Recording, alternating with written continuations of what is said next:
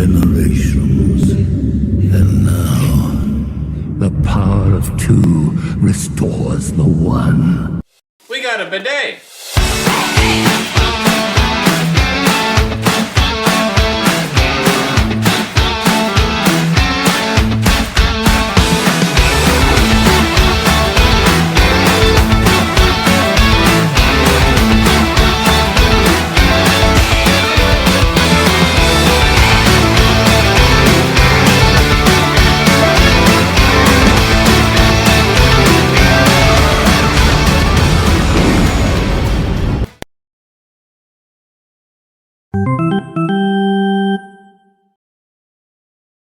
Hey everybody, and welcome back to another video. Today's video is huge. If you are interested in what the future could hold for MLB the Show, probably not only next year but the years beyond it, there's a lot of little, I would say, breadcrumbs of what could be yet to come in this video today.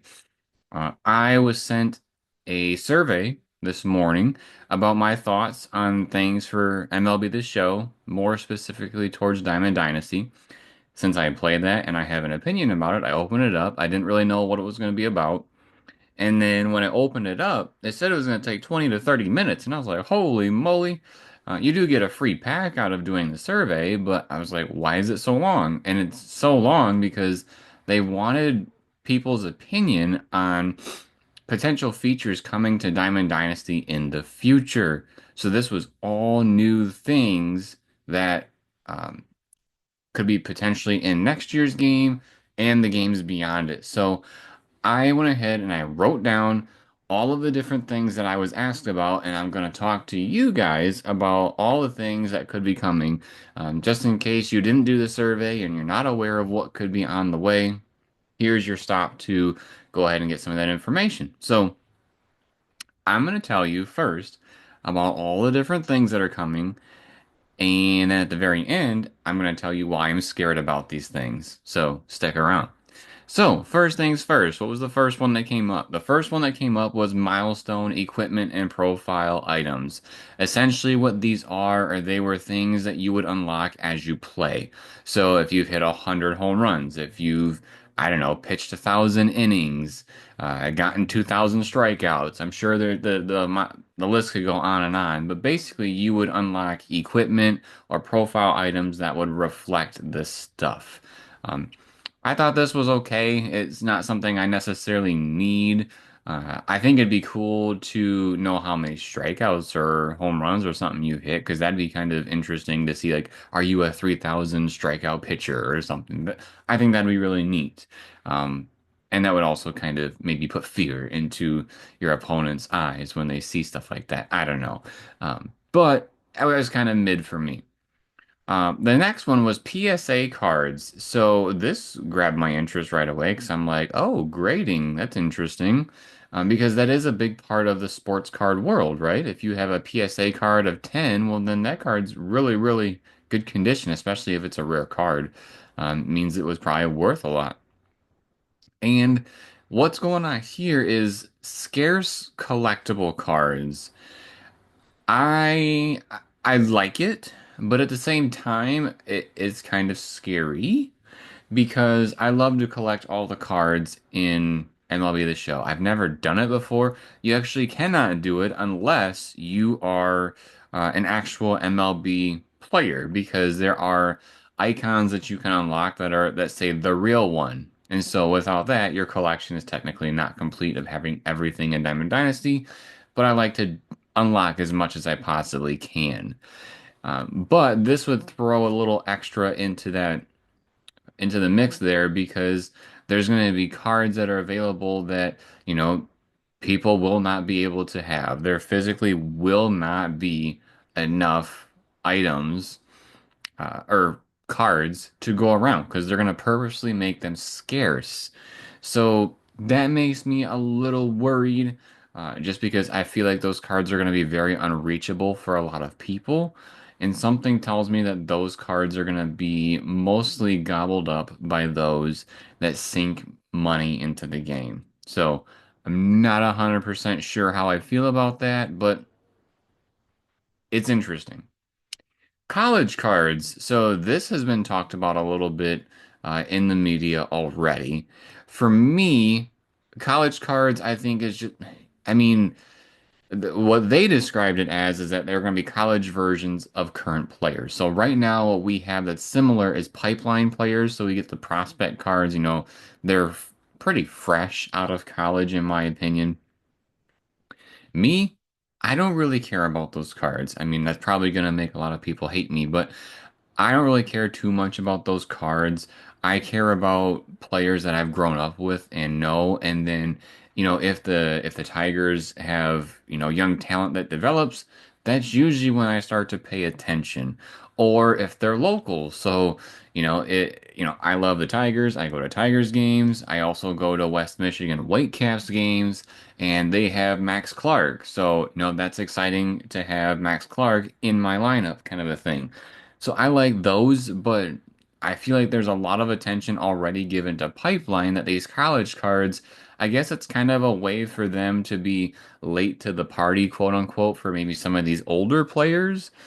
So like maybe they'll throw in like when Derek Jeter was in college or Justin Verlander. I don't know. All these players that could have been in college get their college versions of their cards.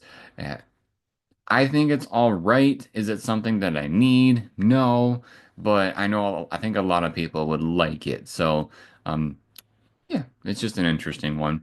Duo Diamond Card Series. So basically, if both players are in the lineup, they get a stat boost. So you would get a card that has two players on it, and then if both those players are in your lineup, then they both get boosts.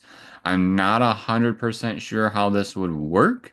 The An example I can think of is the back in the time when I was growing up with baseball.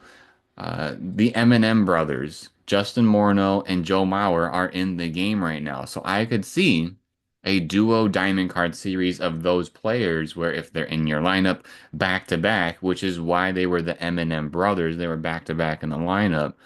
Um, I think that's probably how it's going to play out. I'm not too sure how specific things will get, if they're just in the lineup, if it's like the Eminem brothers where they're back to back, what is it going to be? It's probably going to be more generic just so you have more freedom, but I think it could be interesting. Um, I'm not opposed to it. Gameplay visual unlockables. So basically, back in the day, if you had, the fat head cheat code where the heads were really big, there's going to be visual changes that you can unlock. So some of the ones that they gave, for example, a pumpkin baseball. I think that's pretty cool. It makes me wonder how that would affect the gameplay. Like, could you use that in ranked? Will that give some sort of advantage to not being able to visually see? I know there are certain stadiums that I play at where they're very bright and it's really hard to pick up the ball when it's pitched in the different, like, especially when it's higher in the zone. So, how does that add to the mix? Another example they gave was golden cleats. So, a lot more customization there with visual unlockables. One of the things I thought was it's interesting, but at the same time, I'm like, I really don't know. Like if there's gonna be a lot of time given to it to make it work, I think this is one of them that could be cut, and it's the home run belt. It is similar to the belt you would win at a WWE or WWF event, the big wrestling belt. Basically, if a player hits a home run, they would wear this special belt until they have an at bat that isn't a home run. So, probably most of the time, the player will have that belt for one at bat unless they are continuously hitting dingers.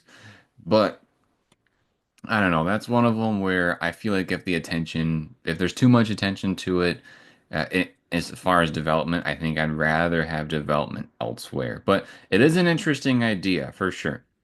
One-dimensional card series. So a player that is amazing in one category, but awful in all the others. So maybe you have a player that has absolute monster power, but the contact, the speed, the fielding, all of that is trash. Some could argue that that's kind of what it is right now with some players, but this could be a new card series where I could see these cards probably being more effective as pinch hitters and pinch runners. I don't know if I'd want them to be on my roster for for starting lineup, but I could definitely see them being huge for pinch. So I don't know. I would be curious to see how this plays out, what it looks like. Yeah. Double XP tokens. So you'd get tokens that you could use for a short amount of time of your choosing that would boost your XP. My guess is that's the XP for the rewards path, especially since there's a different type of double XP that's later on in the survey. I can just talk about that right here too. There's going to be, so this one was double XP. There's also going to be double PXP tokens potentially, which is doubling the player experience. So if you use the XP tokens, your player will, level up normally, but in your experience path, I'm sure that's where that double XP is coming from. Whereas the PXP, you're not going to get double for the reward path, but the player you're developing will get double the player XP. I don't know. I think they're both cool. I think they're both useful. I think the double XP and PXP tokens could help out those um, that don't have as much time to play MLB The Show. They could upgrade things faster. But again, at the end of this survey, we're going to talk about what the scary thing is here. You might be getting a little bit of a hint of what's going to happen, but those two things could end up in the scary realm. Prop bets. So this was also interesting. And what I got from it is it was essentially gambling on what players think will happen in real sports. Sports betting is a big thing right now. And so there's this idea where if you bet a card and you are correct, you may get an upgraded version of that card. I find this interesting, but I also feel like there should be some sort of, you don't want actual gambling in the game, right? Believe it or not, stubs do have a monetary value. You buy the stubs, so like X amount of stubs is kind of equivalent to X amount of dollars. It's a little ridiculous the amounts that are coordinated to each other, but that's just my opinion. But I think there should be something here where if let's say you bet a certain a diamond card. Maybe if you win the bet, then you get the upgraded card. If you lose, you get the sell now value of the card or something.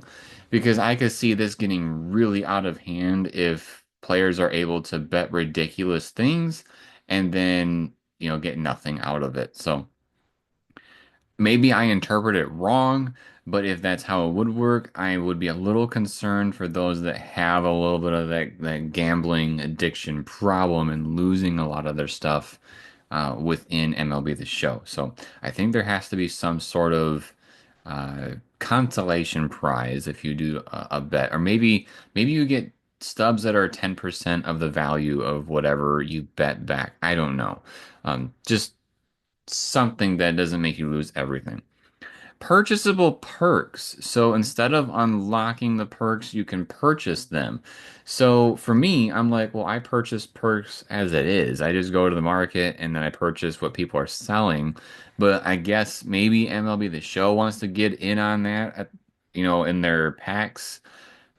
I don't know. I always buy these perks for the most part at their base price, so I don't really see where these packs would be beneficial to me unless there's some sort of monetary uh you know benefit that I would have that is better than just going to the market and getting them at base price. So not too sure what they're going with there, if it's really necessary, but hey, if people are wanting it, that's why they're doing it.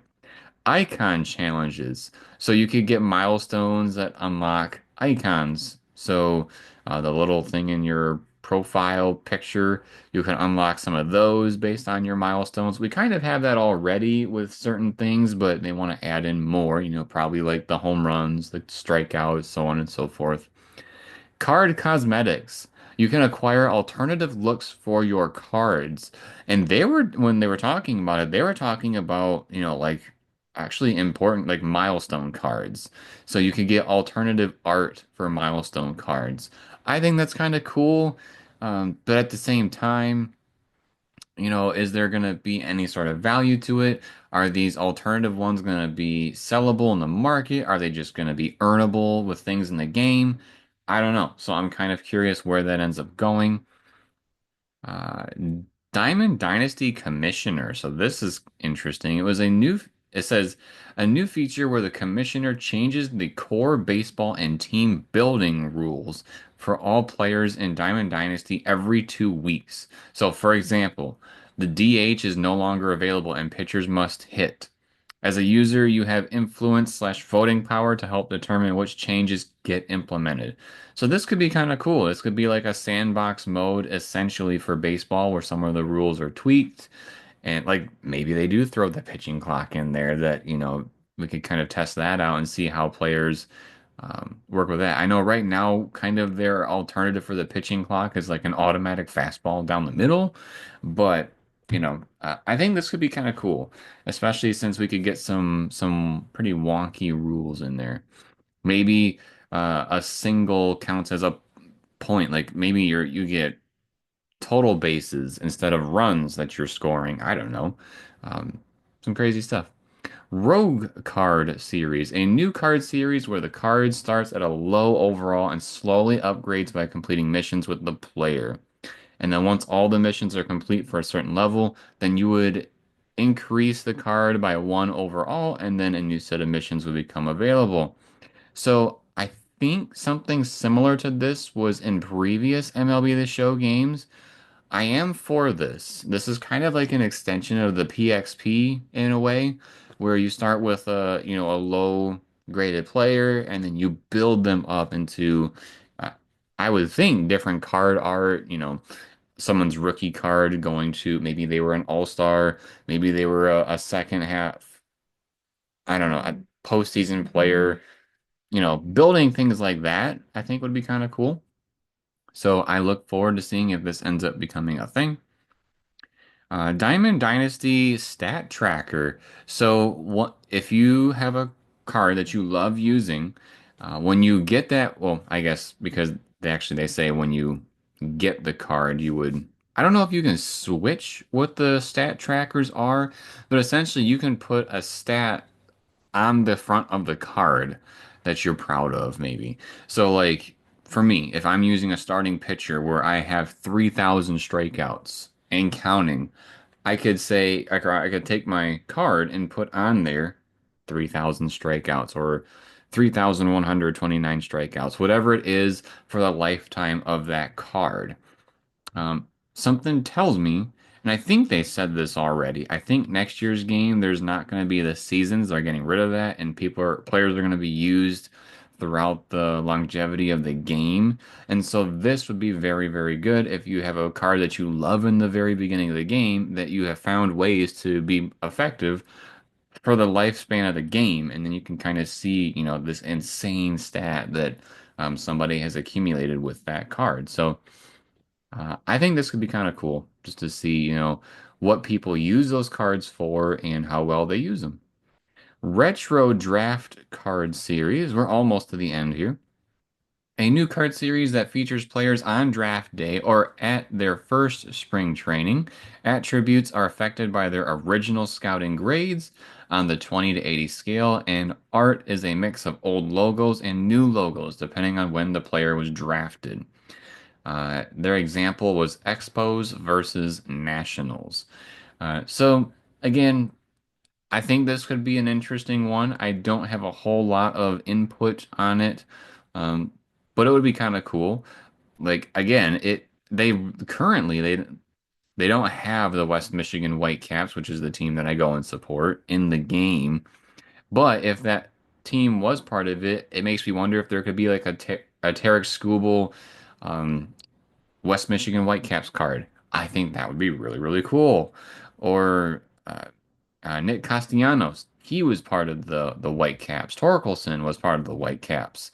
So they could get a whole bunch of different cards like that. So I think that could be cool if that's kind of what they're going for. But at the same time, I don't know. I can give or take. Rival Diamond Card Series. So I think this is pretty interesting. I also don't know how often it would actually take place, but it says it's a new card series where a player is highlighted on card art with a rival team or player. When you have the player in your lineup, they get an attribute boost when facing a player of the rival team.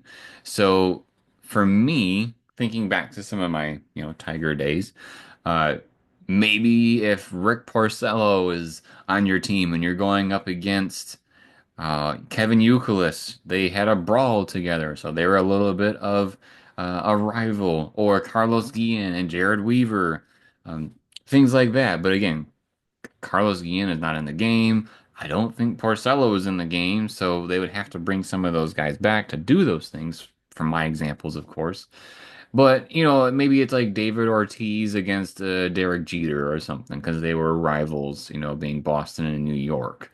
I could see things like that. So I think this could be kind of an interesting thing to happen. I'm curious to see how often it would be effective as well. Maybe there'll be certain events and stuff where you can only, like, you're forced to have a rival series player in your lineup, and then that would increase the chances of it happening. I don't know. Team Affinity Attribute Multiplier, a new attribute boost that activates if a player is showing affinity towards their favorite team. The examples are equipped with their favorite team's bat skin, playing at their favorite team's stadium. My guess is if they're wearing their uniform. It says these boosts may apply to all attributes or be designated to a specific attribute. So that could be pretty cool too. It would make using different uniforms probably more strategic as opposed to just using your favorite all the time. But I would also throw in there, I see a lot of cool custom jerseys that are out there. Um, I mean, they don't mention jerseys here, but if that is something, that would be a little bit of a concern. Clubs, a social group within Diamond Dynasty, not Dino, Diamond Dynasty, where you can collaborate with club members on missions and compete against other clubs for rewards. I take this as being like clans from like Clash of Clans. You join a group and together you try to do all these different things to complete, rewards, milestones against other clubs or clans. Interesting, but it's not really something that I would need per se, but I'm sure there's a lot of groups that would get together and use that feature. The last one that they talked about is something I think has been needed for the MLB games, at least for Diamond Dynasty. Um, at least that I'm not aware of that's available, and that is online mini seasons. So it's a new way to play mini seasons that allows you to join your friends or a random league to compete in an online mini season. So it's kind of like the dynasty things and whatnot from Madden, where you and a bunch of friends could hop into a season, compete against each other, and the teams are created via fantasy draft and trades. So that could be very, very fun, especially if you have a group that, plays the game. For me, I'm pretty solo. I have a friend or two that has the game, but I don't know how many of us would be able to play mini seasons, so I would probably have to jump into a random league and try to compete. So, those were all the things that were mentioned in the survey. Now, if you're still here, here's the scary part. Before they asked all this, they asked some simple questions, what MLB games have you played in the past? What platforms do you play them on? But the last question that was right before this stuff, at least I remember as the last question before it, was how much money do you put into MLB The Show? Like real money into the game. That's concerning considering some of the points that they're making. Like, are you going to have to purchase with real money these XP tokens? Or again, those PSA cards? Is it going to be more like, you're probably going to be way more likely to get those if you sink money into the game. And I think that that might cause a little bit of a divide amongst the players for MLB The Show, but I think also at the same time, until you try it, you won't know. So also coming off of this year's game where it felt very much that uh, that the company cared more about selling packs than delivering the free unlockable content. You know, when we would play week to week with the uh, I think the tops now players, if I remember correctly. We would play week to week, and then you can unlock certain players, but then there was extra players you could get if you bought the pack. And those players specifically were better than the ones you could unlock for free, like by 1 point.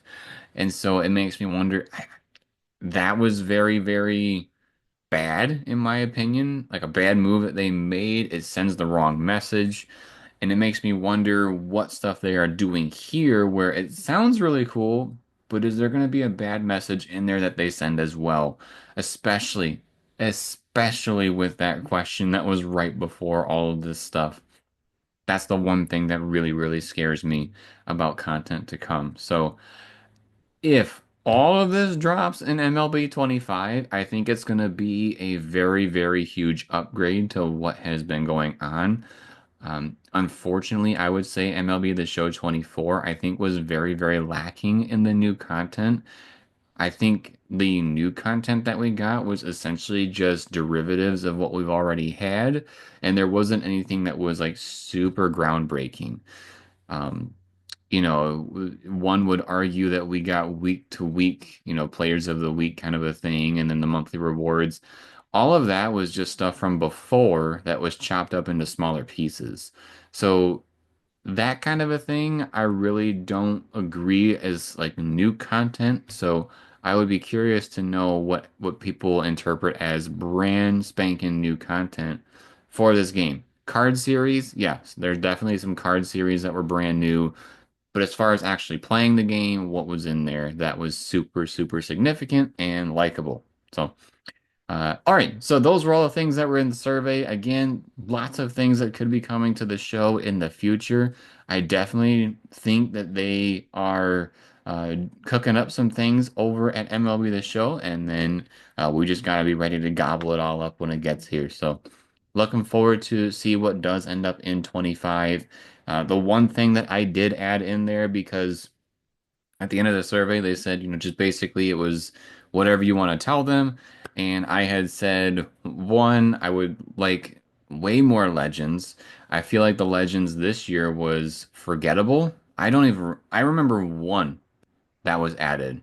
And I don't even use that player. It was like the one player I was like, well, none of these are exciting to me, but this one player, I guess the Andy Pettit, I used him a little bit in the very beginning and then never again because there wasn't a card that would basically keep up with all my other cards of Andy. So I think they need a significant amount of new legends in 25 and for the games to come. I specifically asked for like the 2006 slash 2010s era of players that were big. For me, Detroit Tigers, as you can see, uh, I feel like there's enough there where we could get big names and we can also get very small names that are still effective. Like, I think a big name would be Maglio Ordonez or Placido Polanco. We already have Pudge. He's in the game, so that was a step in the right direction. Um, Bonderman, that'd be a small one. Nate Robertson, that's a small one. Brandon Inge was a huge fan favorite. That could be a very small one to add into the game. There's always the running joke that if he was a home run derby card, just because he participated and got no home runs, that would be quite the interesting card to have in the game. But I digress. There's a lot of players I think that could come into play. Joel Zamaya, he was known for throwing over 100. That's a big part of the game right now. But zoom in there. Lots of things. So, all right. If you enjoyed this type of video, make sure to subscribe to the channel and turn on notifications. I'm hoping to do more news-related content for MLB The Show 25. I have some plans in the works of how to elevate some of the content here on the channel, and we will be talking about that probably soon to come once we have all of our ducks in a row. So drops a like if you like the video, and drops a comment to let us know your thoughts on the things in the survey. If you have not taken that survey and you want to, make sure to look for it. I don't know who all got it. I don't know. Maybe people just hit delete in their email because they didn't want to do a survey. But I think this one is worth it, especially to get your voice out there about a lot of potential new things. So check it out. And then, as always, everybody, thank you for watching. We'll see you next time.